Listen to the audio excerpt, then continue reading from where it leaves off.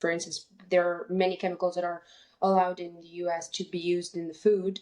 And I've heard that they say all the time, I've heard a lot of Americans say that they're poisoning us through the food and everything. I don't know if that was the conspiracy side of internet that I got on, but I've heard also from more maybe eligible people that yes, US has more chemical toxins in their food than Europe does. What you're hearing is 100% correct. We have chemicals that were designed for killing weeds and killing pests that are sprayed onto our crops.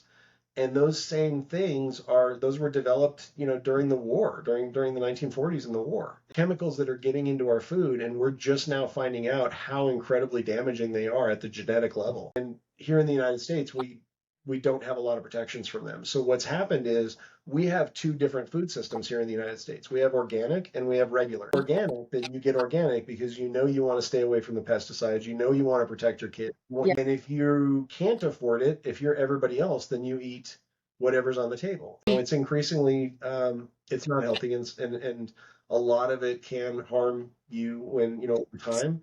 And a lot of it's hidden in the foods, and a lot of it's ultra processed. And we have a very sick system. And the worst part about it for me is that the type of food that is shelf stable, that lasts 30 years, that a bug wouldn't eat, that didn't get sold in a grocery store that week, is the type of food that ends up in poor communities. That's the type of food that ends up lasting long enough to get to the poor communities.